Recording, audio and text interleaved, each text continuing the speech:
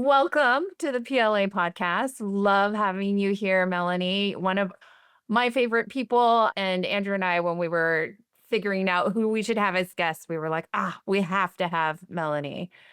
I I know feel so honored. I go way back with you. And Yes. actually, even before I met you, I was advising Ethena You and like a really I feel like I had a big role, but really I just had this teeny tiny role of getting you to Athena. getting me to Getting Athena. you to Athena. I I don't want to hear the know. backstory. You haven't even told me. You've been holding out. You've been Oh, saving for this I thought I would have podcast. told you this story. So back in the day, I was advising Athena. I started advising back in 2020 for Roxanne and Ann, who are the co-founders of Athena, the company you work for. And they were thinking about, should we get an HR person? Is it too early? Is it not early enough? What should be their profile? And they asked for recommendations for somebody to help recruit. And so I introduced them to Jamie at Guild Talent. And he brilliantly was like, Melanie should be your person. And he was absolutely right. And so I introduced them to the person who found you. And we, of course, have had the pleasure of like every month being able to meet up and mind meld. And I know it's formally I'm advising you, but I really feel like it's a great thought partnership. That is so sweet and such a fun and funny story. I will share because, we can go into more detail, less detail, but funnily enough, Jamie was such a great coach throughout the whole process because this is my first time running an HR department. I had always been number 2 before. And I remember essentially trying to talk Jamie out of moving me forward in the interview rounds. I was like, Jamie, are you sure I can do this? Are you sure this is? And he was like, Melanie, you need to stop. This is going to work. Like, you are exactly what they need. He was a very good emotional support and coach. Yeah. I mean, an incredible recruiter for just even having that eye for the potential of what could Yeah. be. And now Yeah. seeing you enroll and seeing your leap from VP to CPO has been like incredible testament to of like the potential that he spotted early on. And I know your background is a little bit like not startup tech Yeah. expert Yeah. from Yeah. before. And so Not maybe at all. that's a place we can start for our audience of, Sure. maybe a quick like context on your background and maybe what were one or two of the most pivotal moments for you in your career that sort of led to the way that you think about leading people and leading people teams? Sure, sure. So the very high level overview, and I can dig in here, is my first ever experience in HR was an internship at Coach, the handbag company. I did a couple of cycles there, first on their recruitment team, then on their L&D team. Then after I graduated from college, I went on to work at Business Insider, now known as Insider, the media industry. I was in the media industry and I was there for like about 7 years. And that's really where I got all my HR experience. And I think why I learned so much at that particular role, even though it was just 7 years and it was one company, is because when I joined, we were under 200 employees. By the time I left, we were over 1,000 and we had spread globally. We had unionized. And so I had just gone through the gamut of all the things that could come up in HR land at this one company. And then I transitioned into Ethena, which is, of course, HR tech in startup land. So very, very different vibe. Learned quite a bit. And this was my first time, as I had mentioned, running the HR department myself. And so in terms of answering your question, I'll say, funnily enough, as much as I learned at Business Insider, and I want to give them all the credit for giving me a lot of trust, growing me at Insider. And, anytime there was a new open role, I worked so hard. They were like, Melanie, you want to get first dibs? Try it out, see if it works. And then, it would work out very luckily because I worked so freaking hard that they were like, yeah, if anybody can do it, probably Melanie. Well, she'll figure it out, which is great. But I will say, even for all of that, probably very definitely where I learned the most was at Ethena. And it was with Roxanne, my CEO, who she's so candid in a productive way. She was the first leader and CEO really that would, in the face of me saying a silly HR thing that wasn't tying to the business, would just tell me to my face, hey, that thing you just said, I know you're really smart, but you didn't win me over at all. And it's because you didn't use any business language. And so I want you to try again, come back next week and tell me how this ties to the business. And if you can't, then let's drop it. And I was like, okay.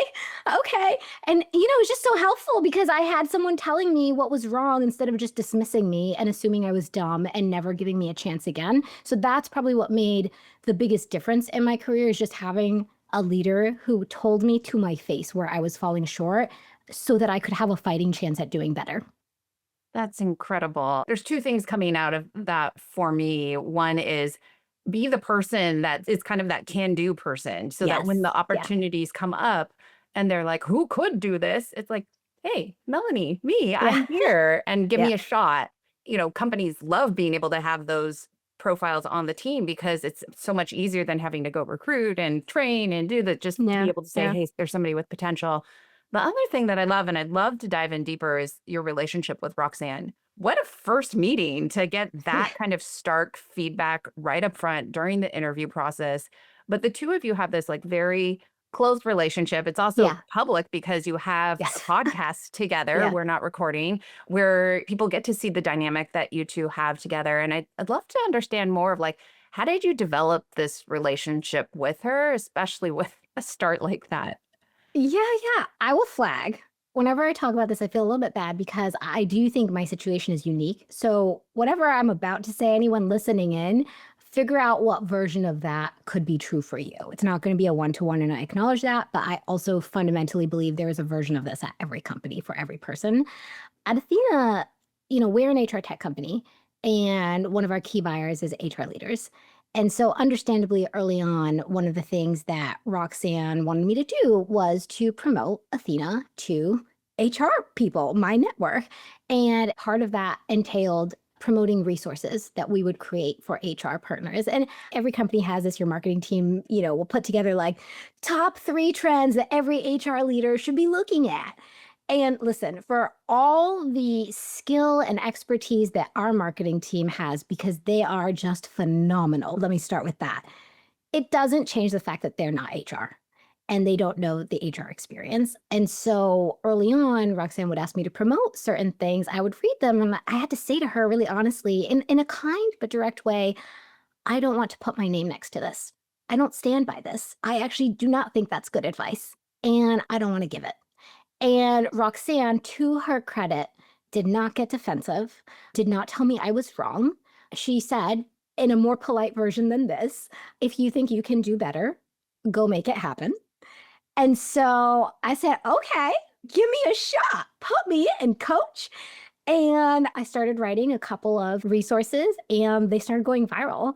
And I started running a couple of webinars. And we went from, I think, my first ever webinar at Athena, we had like, I don't know, I think it was like 11 people on the call. And today we regularly have, 400 and 500 people on the call. And that happened because Roxanne trusted in me. And, to bring it back to your question, the reason that this relationship came to fruition was because there was an opportunity for me to more directly impact revenue and the commercial side of things. And I spoke up and I said my opinion. And Roxanne was then able to see, oh, you have more value than payroll and benefits. And again, in my world, it's very unique. I also have marketing value. But in another role, I promise you, there is other value that you as an HR leader can bring to the team other than payroll and benefits. Yeah, I love that. I wonder, for those who are listening, what parts of the CEO relationship that you have with Roxanne do you think could be replicable for other CEOs, for other HR leaders?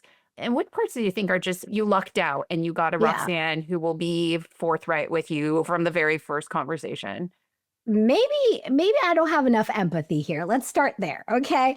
I think the only part that is unique to me and Roxanne is that I'm in HR tech. And so the thing that I've spent my whole career developing is key to one of the personas that she is selling to. Everything else I think is replicable. And what I mean by that is every CEO has priorities that they care about that are the most important thing to them. And what I did was I found the things that Roxanne cares most about, and I did everything in my power to optimize my entire role around that. How can I bring value to the things that you care about? In her case, one of them was the marketing side of things, but there have been others. That's just one piece of my role, right? I have not become a marketer. I'm still HR. And so the other part, obviously, is increasing revenue, fine, marketing. The other part is reducing our burn. And lastly, it's maximizing our talent density so that every dollar spent is optimally spent, is bringing optimal return on investment. And so really all I've done is find those things and find a way to partner with Roxanne to give her exactly what she wants, which for the record, I think is an HR person's job. Your job is to drive the business through people strategy, however that looks for you at your company. Yeah. There's also something in here that's really straightforward to some degree, which is like figure out what your CEO cares about and then Yeah. align to that.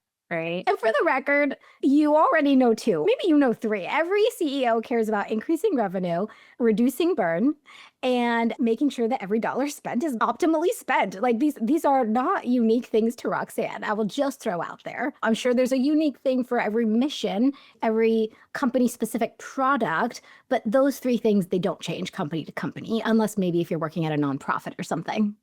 Yes.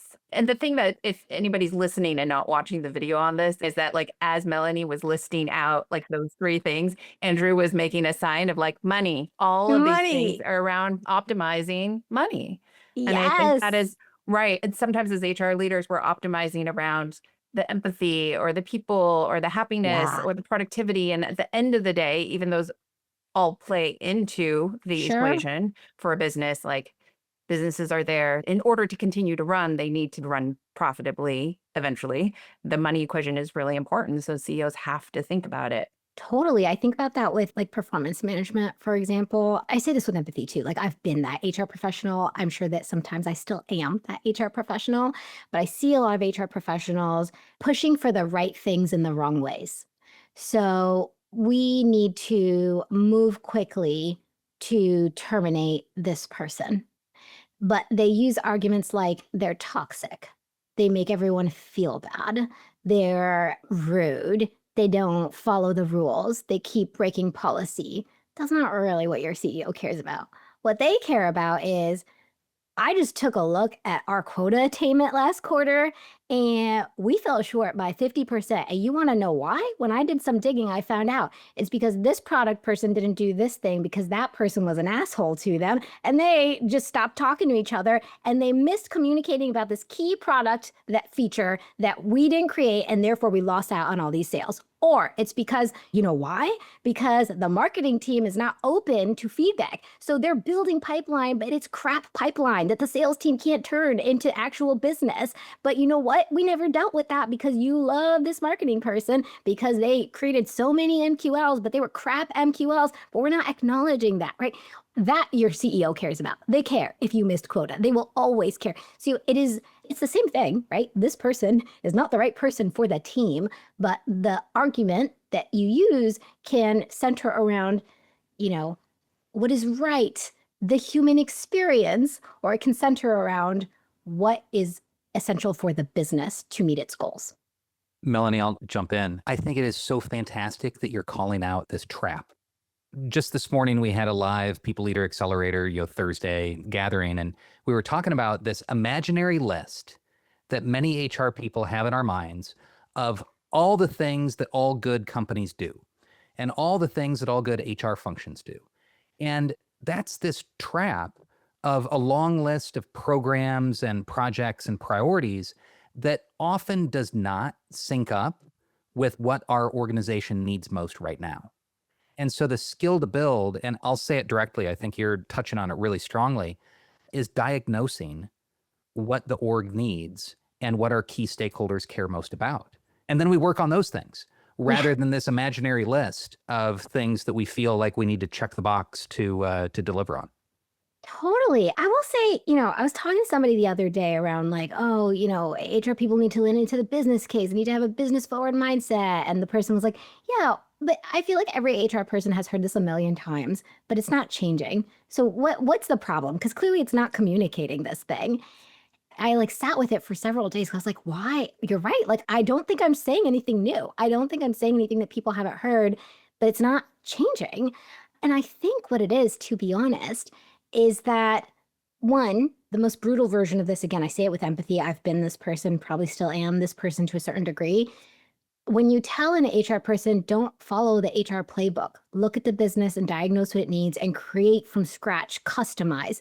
I don't think they know how to do that. No one has ever told them how to do that. That's like telling someone who, I don't know, I'm going to be terrible at an analogy, someone who's raised cats all their lives and now has got to raise dogs. And it's like, you can figure it out. You know how to raise cats, you can figure it out. But they're different animals. That was a terrible analogy. But it's just you're telling someone to do a completely different thing that they've never done before.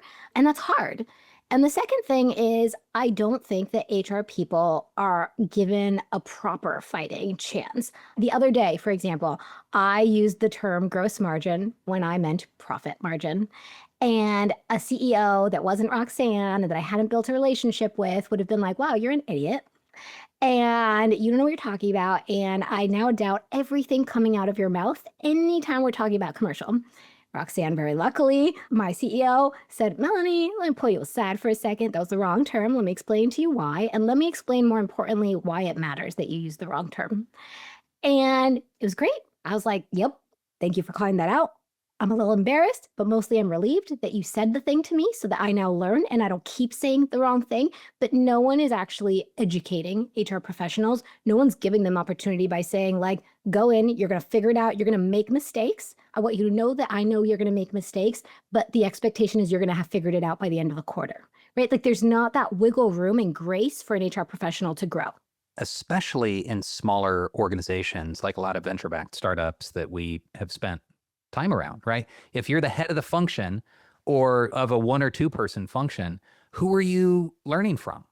Yeah, totally. You don't get the opportunity to see and hear and feel others do it well. Like I was blessed by having a couple of great academy companies in my background. I worked at General Electric, I worked at Pepsi, who are giant orgs that are very, very different than startups, Yeah. but they're well known for having HR deeply connected to the business. And so I GE's had got a role great models. program. Yeah. So having those role models is ideal. And if you're not at a big company, you've got to find out where to get those role models, because otherwise attending a webinar probably won't do it for you, right? Like getting to that Yeah. next level, that next layer beyond I'm a business partner, I'm strategic, Yeah. but really peeling it back to say, like, what does that mean? What does that mean you say or don't say? What does that mean you work on or don't work on? That's where I think unless you're like immersed in it or have kind of a higher touch experience, it's tough. It's really hard to really get it. I think that's exactly right. And the point that I want to double click on is the agency piece. Because you talked about like, okay, webinars maybe aren't going to do it for you. So how are you going to find that person that helps you? At the end of the day, I know I just went on a whole rant about how HR isn't given a fighting chance, but this is a two-way street. If you're not given a fighting chance, you need to make that opportunity for yourself. If your CEO isn't giving you that feedback directly, you need to proactively make it clear to your CEO that you want that feedback and ask for it. Hey, the last 3 proposals I threw at you, you said no to. Can you tell me where I lost you and what it would have taken to get a yes from you? I don't want to send the message that, well, woe is me. If I don't happen to have a CEO who's already proactively doing these things, I'm out of luck. Like, no, you have agency and control over your career. I'm not saying that, it's not possible that you're at a company where that's not an option for you and you will ask the feedback and you won't get the feedback, but you still have control, whether that's that you choose to work at a different company, whether that's that you choose to build that relationship with your CEO, whether it's that, you know what, I'm not going to focus on the CEO. I'm going to focus on getting real close with the CFO.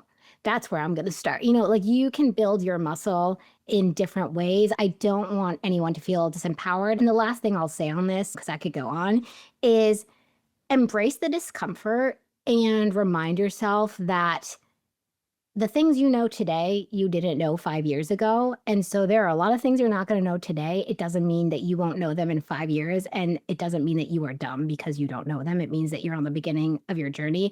I say that because as somebody who I want to say a year ago was, mortified to ask some of the questions that I was asking because I felt that I should already know these things.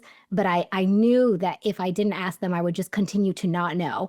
I asked the things and felt mortified and was very tentative about it. The other day, I happened to have a conversation with our marketing leader and I was like, you know what? I don't know enough about marketing. And I think I'm not being as much of an asset as I could be. I'm going to ask you a bunch of questions that are probably going to seem silly and time wasting to you. And I'm going to ask you to humor me. I promise you, if you invest this time with me today, in 3 months, I'm going to be a way better partner to you. And if you'd asked me to have that conversation 12 months ago, I would have been mortified. I wouldn't have been able to do it because I didn't have the trust in myself that I would. But having gone through this rep, I now feel so confident because I didn't know anything about, half the stuff around commercial and revenue and how important it is to have the right ratio of split of like base to variable and, the quota to pipeline ratios. Like I didn't know any of those things. And I'm sure that I still have so much room to grow. But having seen my growth, I now feel more confident. So anyway, my point is, it was a very long-winded way of saying that the more reps you get, the more confident you will become. And the longer that you take to start asking questions, the longer you're going to have to sit with this discomfort because you're not going to get comfortable by saying nothing and learning nothing. Yeah, there's such a growth mindset element of Yeah. what you're putting in Yeah. here. And I love that you shared that anecdote because I remember we had a conversation when you were making that VP to CPO leap and feeling like I kind of Yeah.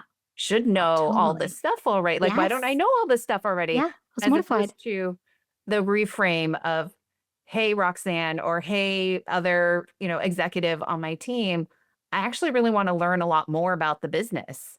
And I'm going to ask you a bunch of questions and I'm going to ask for definitions of things that I've just sort of like let go over my head all this time. And so sort of have grace with me for the next few months while I sort of get my bearings around it. I think when we talk about proactiveness for people leaders, it looks like this. It looks like who within my Yeah. leadership team can I go to, whether it's the CFO or it's the finance analyst, frankly, but like who knows more than me about this that I can go to and ask these questions and kind of say like, I'm going to be a little bit silly here, bear with Yeah. me. And like, hopefully I can get us to a much better place from the HR people lens, Yeah. having, known that and coming from that perspective. And for the record, no one responded poorly. Everyone was so excited. They were like, yes, good. Thank you. I want you to know this stuff so we can talk about it. I'm very lucky that we also have a great leadership team. So maybe the dynamics might be different somewhere else. But I will say, by and large, people were just like thrilled to be sharing this information with me. And they were thrilled that I was really paying attention and investing time and educating myself. Yeah, well, hot take for the audience. And in that, Melanie, you work at an HR tech company and you realize that you have a contribution to make in marketing. You also Yeah. put the investment into marketing.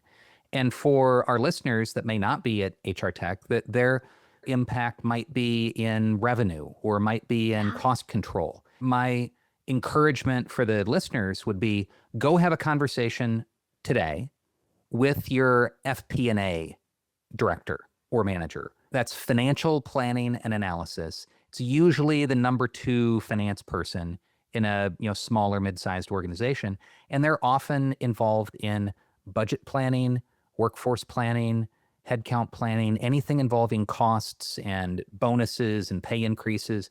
Oh my goodness, through the vast majority of my career, either the top finance person or more often the FP&A leader was my closest connection inside an organization. Yeah. I think that's really smart advice. The more you can know about finance, the better, just because it will empower you to come to the table with just the kind of language and information that your CEO will care about. I was reading a LinkedIn post the other day. Somebody wrote a post about how like somebody knew all the things around. They came to the table knowing all the things about like, what's our average time to fill? What's a cost per hire? But their CEO asked them like, okay, but like what impact are these 10 hires going to have to our margins? And she was like, I don't know. Wait, what? I'm supposed to know that? And so that's the kind of language and information that your finance team will equip you with. Exactly. I mean, I feel like that business-minded, business-oriented mindset is one of the biggest shifts that we saw as Yeah. with the leap from VP of people to chief people officer. Are there other things for anybody who's thinking about, hey, I want to get to that CPO role one day? Are there other mindset shifts that you would encourage or recommend that they embrace? Certainly, I think it's the importance of the leadership team mindset over your own department mindset. Like you need to be a business leader first and an HR leader second. If you are, trying to get the sales team to do performance reviews at the expense of them hitting quota, that's a problem. That's a real problem. And if your response is, well, then clearly you don't care about people and talent density, That's a problem because that's not what that means. You're not meeting your team halfway. I can talk about this because by the time this episode comes out, I'm sure we will have talked to our employees about it. But, I'm looking at things like our benefits renewals. It's pretty darn expensive. And so I can't take up all the budget that is going to eat into our commercial team's ability to hit their goals, into our product team's ability to build out the features that we need to empower our commercial team to hit their goals. And so I absolutely am going to be looking at the budget, not from what is my HR budget perspective? I'm going to be looking at that budget from the perspective of what does the business need to achieve its goals? And does it make more sense for me to give up some of my budget to empower that? Or does it make sense for me to hold on to my budget and ask for more to empower that? But it's all got to be in service of empowering the business to hit its goals, not in service of what's going to make employees happiest, what is going to make us, make the front page news of most progressive employer out there. I would only want that if that was going to be in service of driving the business forward. I would not want that just so that I could feel like cutting edge HR. Yeah. And that piece of the budget isn't just my HR budget isn't the scope that I'm looking at, but I'm looking at the holistic budget and the trade-off of dollars that is going to be happening across the board there. Yeah, totally. 100% agree. So I think, there's some obvious stuff that maybe isn't specific to the CPO role, but just best practices in HR is really listen, right? If your managers are telling you we want manager training, but they never attend the training and it's because they don't have enough time, don't say, well, you'd make the time if you really cared about it. They don't have the time. So how can you make this lower lift for them? Actually listen and partner with them. And I guess maybe the last thing I'll say is tying back to caring about what the CEO cares about, really understand how your company makes money. Learn the commercial motion. What is it that your company is selling? What is the vision? What is the product? Who is your ICP? How are you targeting them? Those things matter to your CEO because they show your CEO that you are really integrated into the business. You're not just thinking about the employees, which is important. That's an important aspect of business success, but it is not the only aspect of business success. And again, I think this is the common trope, but if all I optimized for was our employees, we'd be out of business in a month because I would pay for all the employee perks. I would pay for all the employee benefits. And guess what? In a month, we would have no money to employ these employees. It's all an ecosystem that has to be in balance. And one of those key things you need to educate yourself is on how your company makes money. What I'm hearing you share is describing a balance between, employee orientation and business orientation as well. So how do you reach a great outcome for both groups? And both groups should be playing on the same team. When they're not playing on the same team, that's where there's problems. Last note on this, actually, because you just made me think about this. You should be really freaking transparent with your employees about this thought process. Because I have seen that often be where this breaks down is that there are misaligned expectations between the employees and the employer about how this all works. And an employee might not understand that you had to make a cut on benefits in service of driving the business forward and being able to continue to afford to give them their promotions and increases. And instead, they may interpret that as you not caring about them, you not thinking about them, you taking them for granted. And so I would say bring your employees on this journey with them. That is a unique value that the people team brings, right?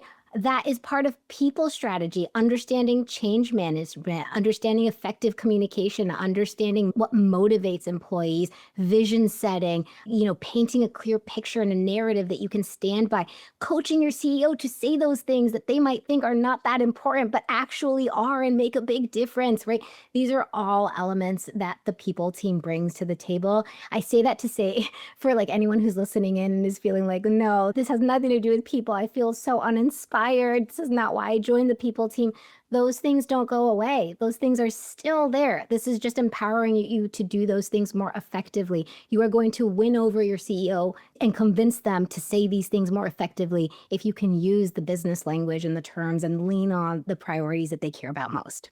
There's a bit of this that's translation. When I hear about using business language, our job is to translate the importance of these things, but through a business lens allows us to just land that much more effectively. It's can we be I don't know, Google Translate Yeah. equivalent between sort of the CEO's language and the employee's language and make sure that the communication is as clear and smooth as possible. Totally. And I recommend don't get bitter about it. Don't get bitter about it. Like, don't be mad that your CEO needs you to do this extra work. Wait, that's what you signed up for, and like this is a stretch and a growth opportunity for you. And also, life is just less miserable when you look at it as a growth opportunity versus, oh, my CEO's lazy. They don't care. I like to look at it as an opportunity to, like, you know what? My CEO trusts me enough to give me this job, which is to translate things for them. Just like be excited about it. If you're not excited about it, it's possible that this is not the right role for you. And that's okay too. But if you want to do it, do it in a less miserable way. That's powerful, Melanie. Right. Well, and it connects back to a word that you use that I want to put a big circle around, and that's Yeah. agency earlier. So like taking agency for your experience, taking agency for your own growth. And, times have been better for Yeah, HR leaders. for They've been worse sure. too. Like it was pretty bad for a while there during COVID with like the perfect storm of everything hitting all at the same Totally. time. But times have been better for HR leaders. And there's this sense that I hear from mid to early career HR leaders that I'd love for you to comment on. And that is that there's this power imbalance with me as the HR leader who is part of the leadership team, at least in name, but I'm the youngest person by far. I'm the earliest in my career by far, usually. I'm often the only female or the only person of color around that group. And there is a sense of power imbalance as a result of these stacked demographics. I don't know if I've told you this directly. I'll tell our whole audience now. You are required reading in People Leader Accelerator on this topic. You are on another podcast that we love, Modern People Leader. Yeah, Hello, Stephen and Daniel. You talk about, and I'm hoping that you'll expand on it here, about sure. how to deal with that difference in demographics and that difference in Sure. power dynamics. Would you mind sharing for our audience just what are your suggestions how to deal with that? So I'll say the tough and maybe controversial thing first, which is, gosh, I don't know if I've ever said it this directly on a recorded podcast. Okay, well, we'll learn. We'll see if I get canceled. I think that saying, well, they're treating me differently and giving me less respect because I'm a woman, and maybe even because I'm a woman of color, is not productive. It might be true. It might be true, but it's not productive. It doesn't get you anywhere. And also, you don't know if it's true, but it might be true. And so for me, I have never found it helpful or empowering or motivational for me personally, to say, I'm upset and there's nothing I can do because of this. Or I know for sure you were treating me differently because I'm a woman. And therefore, like, you need to change your ways. The reality is, if it's happening here, it's happening everywhere. And I'm not saying that's right. I want to be very clear. I'm not saying that's right. But what I am saying is it's very important for me to feel in control of my own destiny. And so what I do in those scenarios is I focus on what is within my control. And what is within my control is the ability to ask really direct questions, to change my behavior, to connect with the right people, to drive change. And so if I was, let's give like a very real common example. Let's say, for example, I was on a call, I was the only woman of color, and I was constantly interrupted. And every time I shared an idea, they ignored it, and then they repeated the idea over. I would not say to that person, listen, buddy, I'm the only woman of color here, and I'm the only one you interrupted. And I happened to say this thing, and then Tom over there said it, and suddenly you cared. And let me show you these 5 statistics that show that this, was definitely an example of sexism. I don't know where that's going to get me, because quite frankly, I think that's going to put the person on the defensive. I have no proof that that's actually why it happened. And also, where do we go from here? Now I've derailed the conversation. Now we're talking about sexism instead of talking about the thing I was trying to drive forward in the first place. What I, in that position, would do would just say, hey, Mr. or Miss or whatever CEO, I noticed that Tom said such and such and that you were won over. That's really cool. But I'm struggling to connect the dots here. I'm coming to you from a place of humility because I want to learn from my mistakes. I actually shared that same idea 3 months ago and it got vetoed. I'm coming to you not from a place of defensiveness, but from a place of curiosity. Can you help me understand what is the difference between how Tom approached this and how I approached this? And why were you won over when Tom said it and not when I said it? And what I like about that approach is that you're not making any assumptions other than good intent. And it gives this person, whoever they be, the CEO, the CFO, whoever, the opportunity to either take a step back and say, shoot, there is no difference. I'm not sure. I'm going to need to think on that. Thanks for bringing it up in a way that doesn't get their hackles rising, as it would happen to anyone, right? It's that fight or flight response. Or, which I find is more often the case, I have to say, for me anyway, in my experience, they will give you some real, actual information about where you fell short. You didn't come with the numbers. You talked about it from a perspective of employee morale and happiness, as opposed to pushing the business forward. Maybe, quite frankly, it was just your role and experience. I had Roxanne actually do this to me once. We have a fractional CFO who proposed something and she approved it without any pressure testing. Was like, yep, sounds good. And I said to Roxanne, hey, I came to you, a couple months ago with something and you made me go back and you made me poll multiple people from different size companies and then do a whole write-up. And I'm trying to understand why that is. And she told me point blank, in the kindest way, Melanie, this is a new area for you. And so, yeah, I do want you to come with more facts to show that this isn't a shot in the dark. You based it on data. Once you have a few years under your belt, I'm going to approve things more quickly. Remember that benefits renewal request that you sent my way? How quickly did I approve that? 2 seconds, because I didn't need to question your expertise here, but I did need to question it here. And I was like, yeah, smart call. That's right. But it helped me understand, she's not treating us differently because I'm a woman and he's a man. She's treating me differently because I have different experience. Now, I'm not saying that's always the case. I'm not trying to dismiss. Sexism is real. Racism is real. Bias is real. These things are real. And also, I have found that the most productive approach for me has been to approach from an assumption of good intent and curiosity. Wow.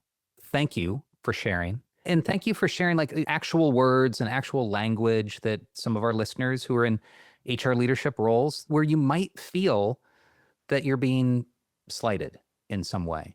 How do you deal with that? And it is a very common occurrence where we're the youngest or least experienced or the only in some way around the table. And, the same has happened for me in different ways in my career. And you need to figure out how to be successful in that environment or figure out how to find another environment. Yes, that's true. And by the way, I'm going to say this out of fear and paranoia, but also because I really mean it. Listen, this is what works for me, right? If you hear this and you're so turned off by it and you're like, that's not true to who I am and misaligned with my values and how I want to approach things and the conversations I want to have, a lot of people feel like I need to bring my whole self to work and I need to say exactly what I'm feeling. If that's true for you, go for it. Obviously, I would say think about what the trade-offs are and make sure that you're comfortable with that. But if you are, then do that, right? Do what is right for you. I'm just saying what has worked for me and what I have seen, what I would personally recommend if someone came to me for guidance. Yeah. And I appreciate that, you're calling out too of figure out the best ways to be able to land the impact that you want at the end of the day. And for you, you're coming back to, does it move the business forward if I focus the conversation on some of these elements? In some cases, if it is pervasive sexism or pervasive racism, maybe it does. But if it's good intentions, actually, and maybe we're misreading the situation, it might derail it. And so I like this balance that you're trying to bring to the picture. I also wonder that, if we put the wrong assumptions in, does it then magnify what we are most worried about anyway? That I am the youngest, and now I've drawn everybody's attention to it, whereas maybe no one was thinking about that in the first place. That is a fair point, that you can make someone hyper aware and then worried to say certain things, or then now they are treating you differently because they're concerned that something could come across a way that it didn't mean to. So yeah, I think all of that. And then I think maybe I should just be a little bit braver and say what I'm really thinking, which is, to be honest, I don't like bringing my whole self to work.